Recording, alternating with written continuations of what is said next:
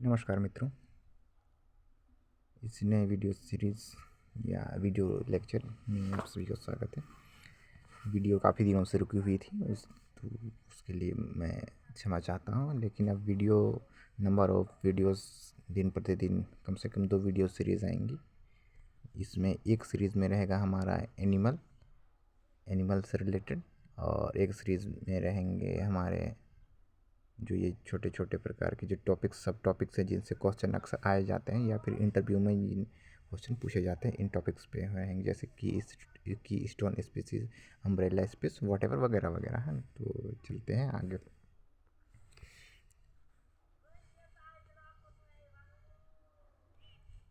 आज का हमारा मेन टॉपिक जिस पे हमें फोकस करना है वो की स्टोन स्पीसीज है। इस पर आप ध्यान रखें। सबसे पहला तो आप ये तीनों पिक्चर्स पे बिल्कुल ध्यान रखें।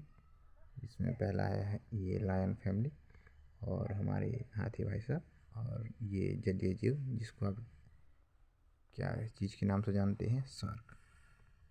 तो इन तीनों को आप बिल्कुल ध्यान में रखेंगे। इनसे ही आगे की जो है सब इनसे ही जुड़ी हुई हैं, इनसे ही चलती रहेंगी।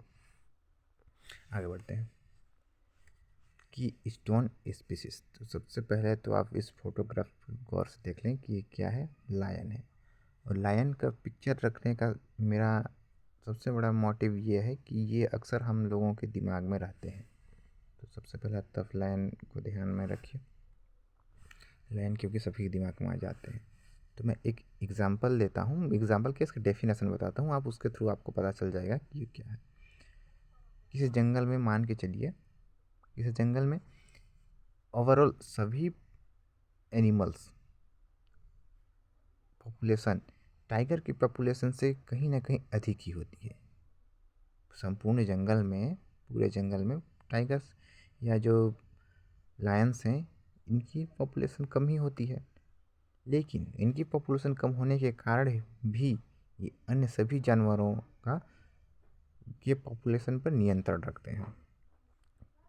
क्योंकि आप सभी को पता है कि लायंस जो है शिकारी किस्म के जीव हैं, जो बिग कैट की सबसे बड़ी प्रजाति है। तो ये जीव अन्य जो जीव हैं, जो शाकाहारी जीव हैं, उनका भक्षण करते हैं, मतलब उनका हंटिंग करके उनके पॉपुलेशन को एक तो कम करते हैं, और साथ ही साथ उनको एक संरक्षण भी प्रदान करते हैं। अब अम्ब्रेला स्पीसीज भी हैं, लेकिन ये अम्ब्रेला स्पीसीज क्या है वो आगे आने वाली नेक्स्ट वीडियो में आपको पता चलेगा। तो आप ध्यान रखें कि लायंस जो हैं, यदि इनकी संख्या कम हो जाएगी, यदि यह जंगल से विलुप्त हो गए, तो जो शाकाहारी जीव हैं उनकी जनसंख्या लगातार बढ़ती चली जाएगी, उनके पॉपुलेशन में ग्रोथ होने लगेगा, उनका ग्रोथ रेट हाई हो जाएगा, जिसके कारण वो जंगल में जो हरियाली है, जो ग्रीनरी है, फाउना फ्लोरा सॉरी जो हरियाली है, उनको जैसे घास हो गए, छोटे बड़े पेड़ हो गए,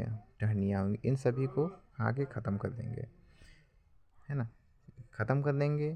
अगर इन जीवों की संख्या बढ़ी हुई तो टाइगर जो हैं उनके या लायन जो हैं उनके पॉपुलेशन पर एक नियंत्रण रखते हैं। तो अब आगे देख लेते हैं कि क्या लिखा जाता है। A keystone species is an organism to help define the entire ecosystem. Without its keystone species, the ecosystem would be the dramatically definition of case of extinct other keystone species। कहने का मतलब है ऐसे प्रजातियां जो समुद्र में प्रचुरता, कहने का मतलब है ऐसी प्रजाति जो जैव विविधता में प्रचुरता में नहीं होती, फिर भी अब उन सामुदायिक लक्षणों में अपना प्रभाव डालते हैं। कि स्टोन स्पीसीज जैसे कि आप जानते ही हैं कि हाथी और लायंस जो है कि, चलिए हाथी का हम अगले स्लाइड में बात कर लेंगे, लायंस की बात करते हैं। लायंस जो है कि पॉपुलेशन में औरों की अपेक्षा कम ही होते हैं, किंतु ये सभी पर अपना नियंत्रण रखते हैं, उनकी जनसंख्या पर, पॉपुलेशन पर नियंत्रण रखते हैं। अब देख लेते हैं कि इसमें जो एक टर्मिनोलॉजी है कि स्टोन स्पीसीज ये किसने दिया।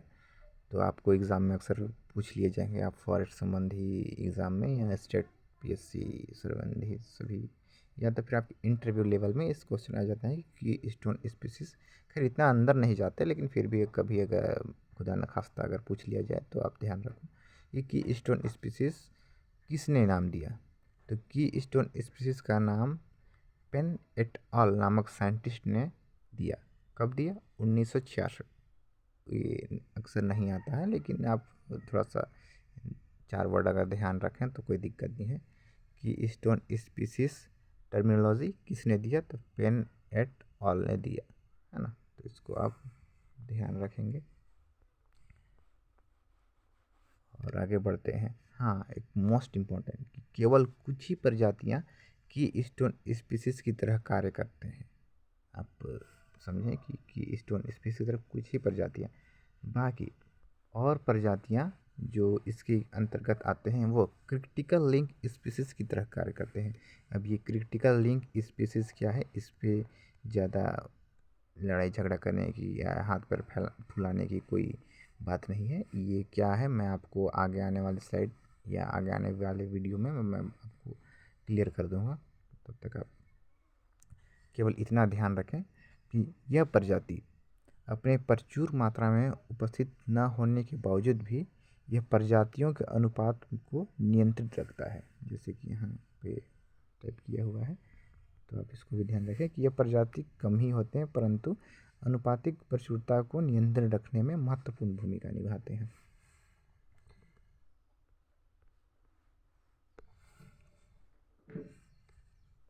तो एक सवाल और भी आ सकता है कि स्टोन स्पीसीज कितने टाइप के हो सकते हैं। तो मैंने इनको 3 टाइप में बांटा है, तो कृपया आप इसमें ध्यान रखें। ये इसके अलावा इसमें कुछ पूछा नहीं जाएगा, इतना है ना। तो सबसे पहला हम देखेंगे प्रेडेटर मतलब शिकारी। दूसरा इकोसिस्टम इंजीनियर, जैसे एलिफेंट हो गया, ह्यूमन हो गया, आप हो गए। और म्यूचुअलिस्टिक जो म्यूचुअल फंड होते हैं ना, उस टाइप के कुछ इसमें आप सोच लीजिए, म्यूचुअल फंड टाइप के जो हनी बी है। अब ये क्या है मैं आगे बताऊंगा। ये फ़ोटोग्राफ्स रखने का मेरा मोटिव यही है, आपको फ़ोटो के थ्रू आपको ज़्यादा जल्दी और एकदम सटीक चीज़ समझ में है। तो सबसे पहला हम देखेंगे प्रेडेटर, जिसको हम सभी शिकारी के रूप में जानते हैं। तो शिकारी, सर्वोच्च शिकारी कौन है भाई? लायन फैमिली, लायन है सर्वोच्च शिकारी। तो लायन के बारे में आप सभी जानते हैं कि जंगल के सभी पशुओं के पॉपुलेशन पर नियंत्रण रखता है और उन्हें संरक्षण प्रदान करता है। अब आप पूछेंगे ये तो उनके खाता है तो संरक्षण प्रदान कैसे करता है? तो ये संरक्षण प्रदान बाकी और से रखता है, जैसे कि हम इंसानों से हमें पता चला कि नहीं फलाने जगह में लायंस हैं, तो एक तरफ की डर भी बनी रहती है भाई। फ़ोटो देख के तो कलेजा बाहर आने लगता है, तो कभी सामना पड़ गया तब तो भाई जय श्री राम हो जाएगा। तो एक तरह से उनको संरक्षण भी प्रदान करता है। और दूसरी की बात करें तो ये एलिफेंट भी सेम उसी टाइप के हैं कि ये भी उनको संरक्षण प्रदान करते हैं। पता चला इंसानों को नहीं फलाने जगह पे हाथी आ गया है, तो क्या है कि वहाँ के जीव भी बचे रहते हैं। या हाथी रहता है वहाँ, तो इनके डर से काफ़ी जीव बचे रहते हैं। ये एक वो अम्ब्रेला स्पीसीज के जीव भी आएंगे, तो आप छोड़ दीजिए उसको, मैं आगे आने वाले वीडियोस में आपको पता चल जाएगी वो क्या है। अब अगला हम लोग टॉपिक, अगला पिलर आप जो भी बोल सकते हैं, वो है इकोसिस्टम इंजीनियर्स। इकोसिस्टम इंजीनियर्स में सबसे पहला तो हम देखते हैं हाथी। यहाँ हम इंसानों को भी रख सकते हैं, लेकिन एक इंसान एक परम क्या बोलना चाहिए उसको, परम पारिस्थितिक जीव है ना। इंसान एक परम पारिस्थितिक जीव है, वो आपको मैं बताऊंगा क्यों है। तो हम यहाँ हाथियों के विषय में बात कर रहे हैं जो इकोसिस्टम इंजीनियर्स हैं। तो सबसे पहला मैं आपको बताता हूँ अफ्रीकी हाथी। आप सभी न्यूज़ में या वाइल्ड लाइफ चैनल्स में आपने देखा होगा कि अफ्रीकी हाथी के जो दांत हैं वो उनका उपयोग ज़मीन खोदने के लिए करते हैं। जब समर वेकेशन में जब पानी की कमी हो जाती है तो अपने दांतों से वो पानी खोद देते हैं। पानी खोदने के बाद उसको पीने के बाद ही वो वहाँ से चले जाने के बाद उस पानी का अलग जीव मतलब दूसरे प्रकार के जीव उस पानी का उपयोग करते हैं। तो कहीं ना कहीं ये उनके लिए लाभदायक होता है। हाथी तो भाई अपना काम करके चल दिया, लेकिन जो अलग जीव हैं जो अलग प्रकार के, वो भी उनको भी पानी मिल जाता है।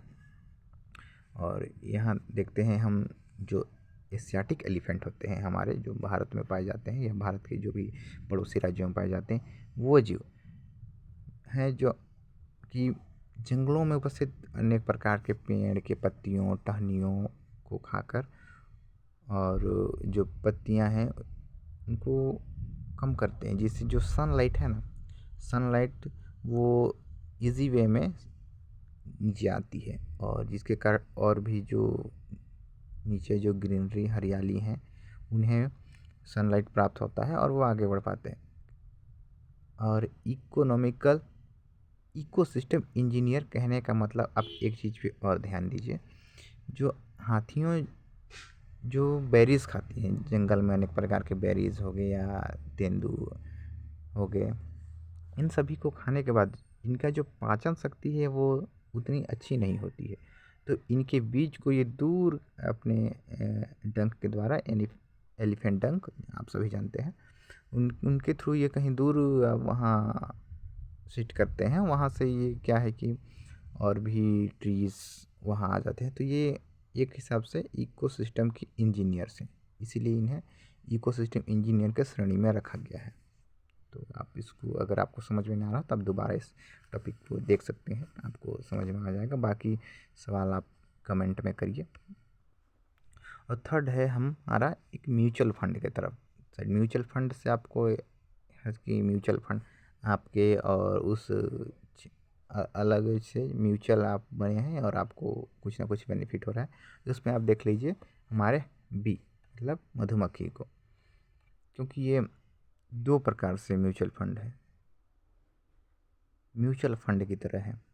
हनी भी पहले तो एक फ्लावर से दूसरे फ्लावर में जाते हैं जिससे पॉलिनेशन होता है, और यदि ये स्पीसीज हनी भी यदि समाप्त हो जाते हैं तो ये खुद तो मर भी गए और पॉलिनेशन भी नहीं हुआ, तो इसके कारण नए फ्रूट्स या बीजों का या अलग ट्री का यहाँ वो नहीं हो पाएगा।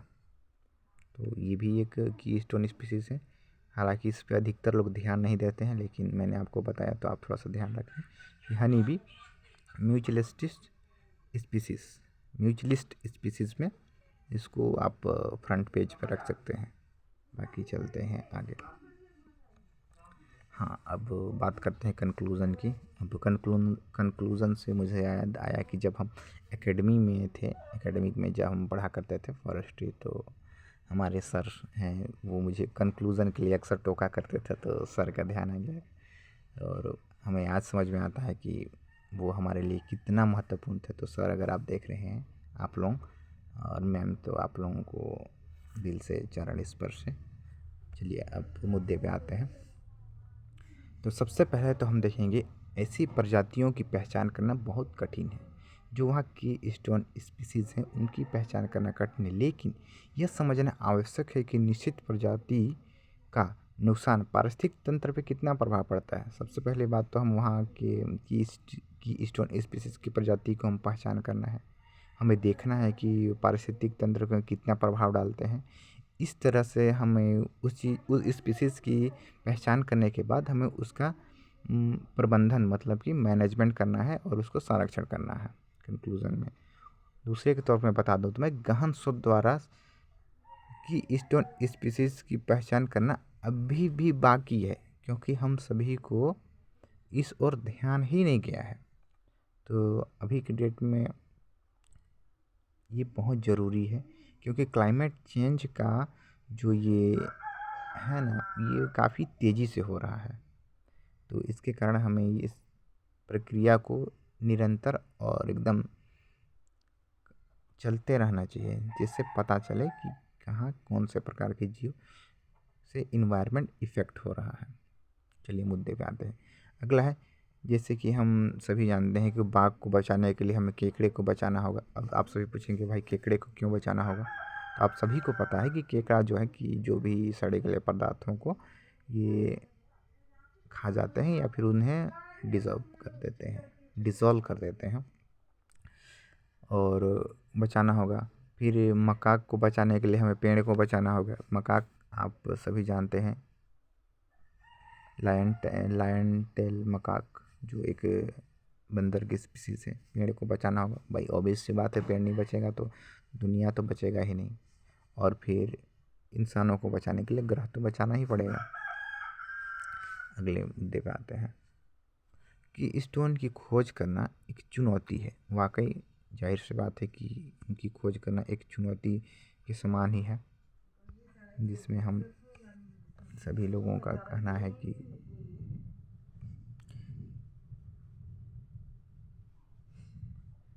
स्टोन स्पीसीज में स्टोन स्पीसीज की खोज में चुनौतियाँ की स्टोन प्रजातियों की पहचान करना मुश्किल है, लेकिन यह समझना आवश्यक है, बिल्कुल आवश्यक है कि प्रजातियों का नुकसान पारिस्थितिक तंत्र पे कैसे प्रभाव पड़ता है। भाई हमें उस पर्टिकुलर स्पीसीज के बारे में पता चलेगा, उससे पारिस्थितिक तंत्र को वो किस टाइप से प्रभावित कर रहा है, इन सभी संबंधित विषयों पर हमें जानकारी लेकर ये करना बहुत ही ज़रूरी है। अगला बढ़ते हैं। वर्तमान में हमें की स्टोन स्पीसीज की प्रजातियों की पहचान कर रहे हैं। जाहिर सी बात है, इंसान वही है, प्यास लगे तो कुआं खोदता है। प्रजातियों की पहचान कर रहे हैं जब वे मानव निर्मित विनाश के कारण गायब हो रहे हैं। हमारे ही कारण भी सब गायब होते जा रहे हैं।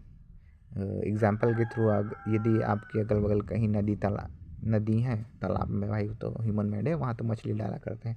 नदी है तो आप वहाँ फिशिंग रोड डाल के देखो, घंटों घंटों बैठे रहोगे, वहाँ फिश ही नहीं मिलेगी। तो ये सभी क्लाइमेट के कारण है और हमारे ही कारण है, हमारे ही सब देन है। बाकी प्रकृति तो सब कुछ मेंटेन रखती है, कभी ना कभी ये मेंटेन कर देगी। ये सभी जो है गायब होते जाए, इसलिए पारिस्थितिक तंत्र में प्रभाव को समझना ज़रूरी है। अब नदी में ही मान लीजिए वहाँ ये फिश नहीं रहेंगे तो भाई ऑब्वियस सी बात है, नदी स्वच्छ नहीं रहेगा भाई। हाँ ठीक है, स्वच्छ रहता है बट उनका कुछ अलग ही है मछली। और कंक्लूज़न मुझे लगता है, अगर आपको थोड़ा सा अगर इसमें समझ नहीं आ रहा तब वीडियो को दोबारा देखिए और समझने की कोशिश करिए, एकदम आसान एवं सरल है।